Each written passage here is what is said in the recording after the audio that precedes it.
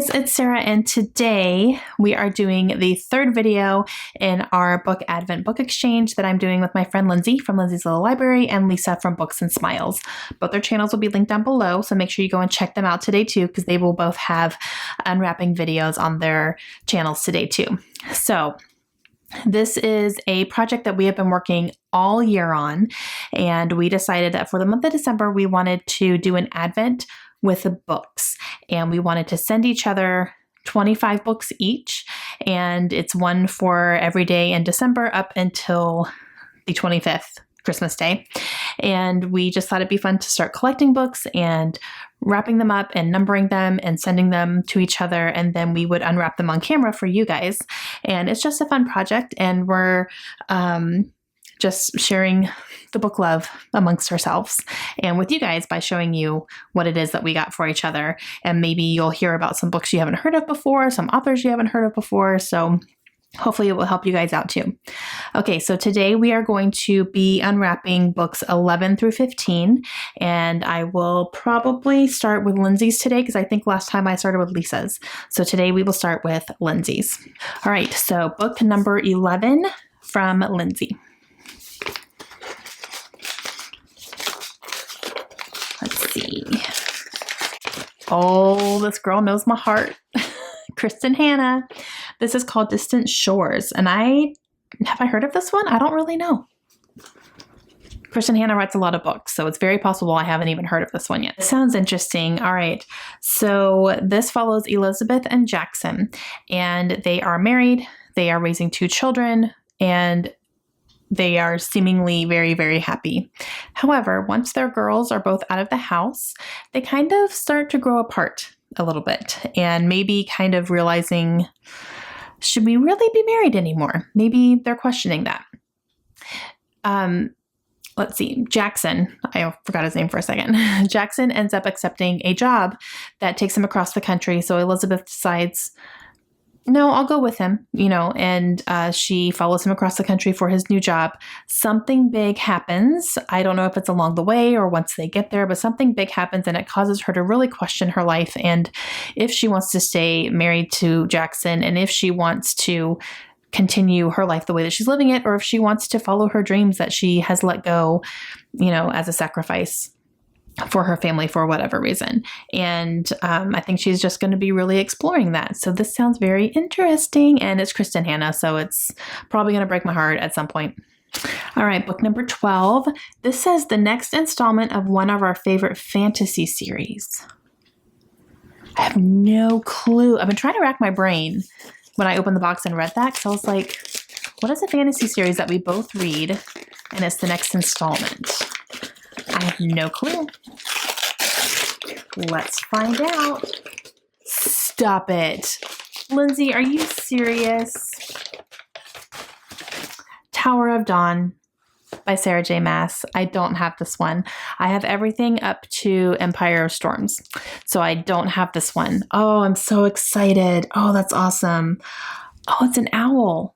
I never knew that. I've never looked at the cover like super close.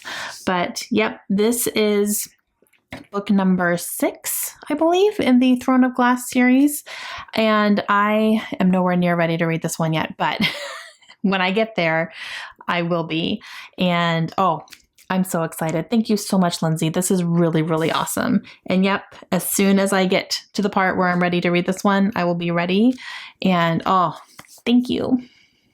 All right, number 13.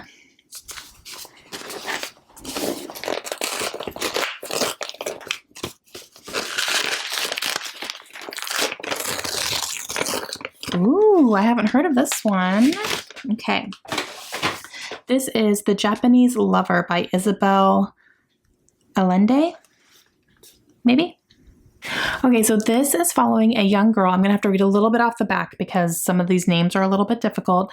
But it starts in 1939, and Europe is going to war, and this young girl named Alma, and her parents are sending her to live with her aunt and uncle in San Francisco to kind of keep her safe because, war is happening and they don't want her anywhere near all the danger.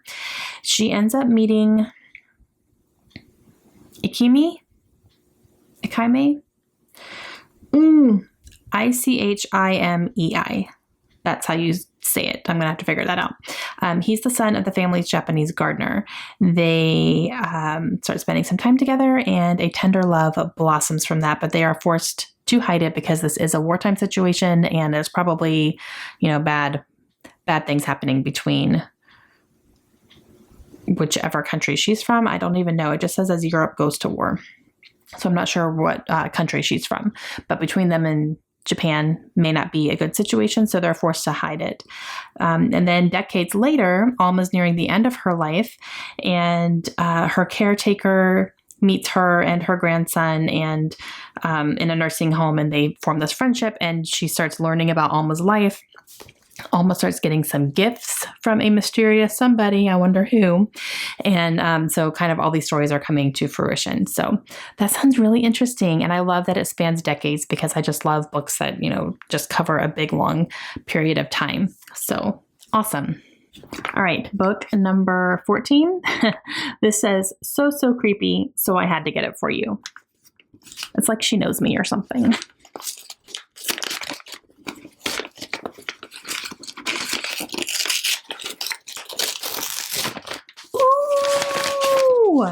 Oh, I'm excited. This is The Broken Girls by Simone St. James. I've heard such amazing things about this book.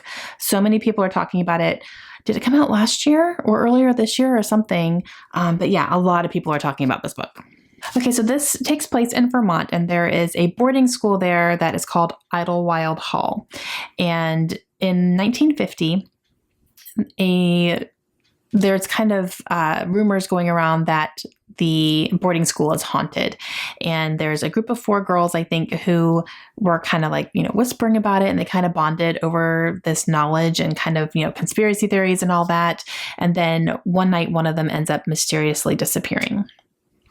And then it's going to jump to 2014, and we follow a woman named Fiona who is trying to write a story based on this, because her sister 20 years earlier was actually found dead near Idlewild Hall, and someone was convicted and tried for that, but she never felt like it added up, and she felt like there was more to the story. Idlewild Hall, I think, had since shut down, but someone is actually bringing it back to life and planning to reopen the school. So she kind of puts herself in the middle of all that, trying to figure stuff out. I'm so interested in this because so many people are talking about it. So awesome.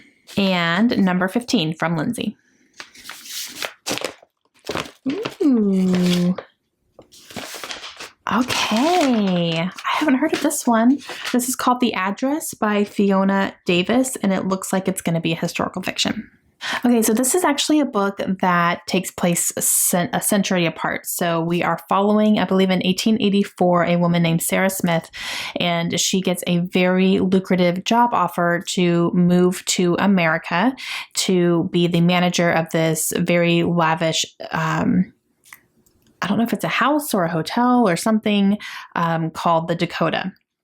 And this is a house that is owned and maybe was built by the Camden family, who is very privileged and very rich because of their endeavors. Okay, so that's kind of all that we know about that part. And then 100 years later, there is a woman named Bailey Camden, who is an interior designer. However, she's fresh out of rehab and really finds herself left with nothing. She ends up getting together with her cousin, who is a part of this family that we were following back in the 1800s. And she is offered to kind of redecorate the Dakota, because she's moving into it and she wants it completely redecorated. And she kind of gives her this little opportunity to help her get back on her feet. But I think the more that she spends time in this place, the more she's realizing bad things have happened here involving the people that we're following in the 1800s, and kind of piecing some things together. So that sounds very interesting. Okay, so those were the books from Lindsay. Let's dive into the books from Lisa. All right, so book number 11 from Lisa. Let's see.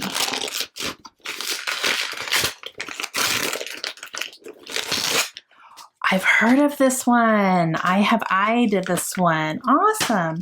Okay, this is Here and Gone by Helen Beck. Helen, I think that's her name.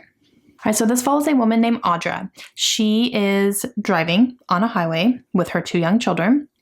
She has finally worked up the courage to leave her abusive husband, and she is driving, just trying to get away from everything. I think she's trying to make her way to California, and she ends up getting pulled over by a cop, and she's trying to stay calm, but something seems a little bit off and not right.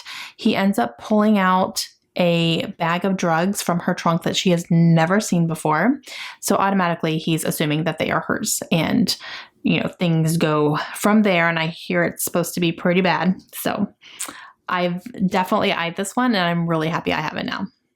All right, book number 12. Oh, I think I've seen this before. This looks really familiar. This is called The Ice Twins by S.K. Tremaine. The Ice Twins is a terrifying psychological thriller with a twisting plot worthy of Gillian Flynn. I'm listening. All right, this follows a family. Sarah and Angus are the parents, and they have twin daughters, Lydia and Kirsty. Something really tragic happens one day, and Lydia ends up dying. That is the assumption. However, they end up moving to a small town in Scotland, I think, to kind of, get their lives back on track and kind of get away from everything and, all the publicity of it. And Kirsty starts kind of, acting a little bit strange and claims that there's been a mistaken identity and that she is in fact Lydia. And Kirsty is the one who died. So her parents do not have any clue what is happening and why she's claiming that she's Lydia all of a sudden, when that was never a truth. And so Angus ends up needing to leave for work for a little while. And while Sarah and Kirsty are at this small little cottage that they live in, a big storm comes through and they end up being stranded inside their house. They can't leave. And Kirsty starts kind of mentally unraveling, and Sarah is terrified. So very interesting. Yeah, this is my jam. All right, number 13. I think this is the smallest book that Lisa has sent so far. She has been sending me lots of large hardbacks, which is fantastic. So this one is smaller. Let's see what it is.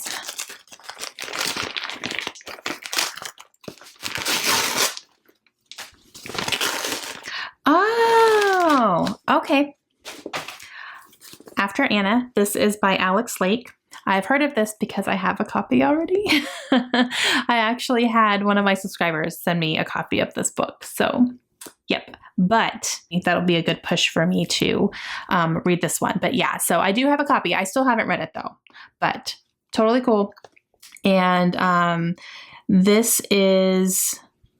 The blurb that I was able to read about this one is that there's a little girl that's missing. She was taken from outside of her school and she's completely vanished. So they're, her parents are grieving. They're trying to find her. The police are baffled. They have no idea what's happening. And then one day this little girl ends up coming back. And that's where the nightmare apparently begins. So what does that mean? What happened to this girl while she was gone? And yeah, so definitely interested in reading it. Awesome. All right, so book number 14.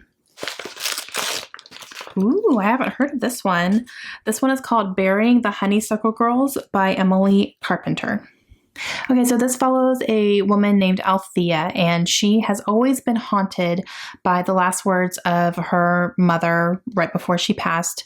And she said, I'm going to quote here, she said to her, wait for the honeysuckle girl. She'll find you, I think, but if she doesn't, you find her. And she never understood what that meant. Like, who is a honeysuckle girl? What is that? Who is this person? How am I supposed to find her if I have no clue who she is or what's happening? And she never got any clues about that. Well, Althea is now out of rehab, so that went well. And she is making her way back home to their family home in Alabama.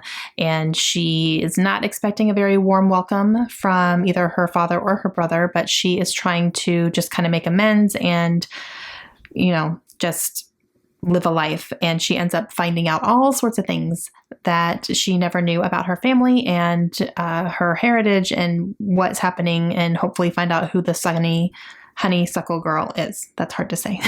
But yeah, very interesting. I haven't heard of this one. All right. And the last one for today is book number 15 from Lisa. Okay. Finding Rebecca by Eowyn Dempsey. Eowyn? I hope I said that right. I have no clue. This is beautiful. All right, so this takes place during World War II, and it is following a young couple named Christopher and Rebecca, and they are very much in love and wanting to be together, even though there are multiple people trying to keep them apart. Rebecca ends up getting captured by the Nazis and sent, I think, to Auschwitz, possibly, very possibly. And so Christopher decides to go undercover and try to find her, to rescue her. And he ends up at Auschwitz at some point for some reason. I'm not exactly sure exactly how all that's going to work out, but he is discovering so many things and, things that are kind of making him a little bit crazy. So that sounds very interesting. I've never heard of this. All right, guys, that is going to be it for me today. So those were books 11 through 15. And make sure you go check out Lindsay and Lisa's channels. I'll have them linked down below. And they are going to be opening books today from me and from each other as well. So I'm really excited to see how they react to what I got for them as well as what they got for each other. And let me know down below if you guys have read any of these books. Let me know if there's any I should make a priority here soon. And I will talk to you guys again soon in another 5 days with the next round of books. Hope you guys are enjoying this series, and I will talk to you guys again soon. Have a great day. Bye.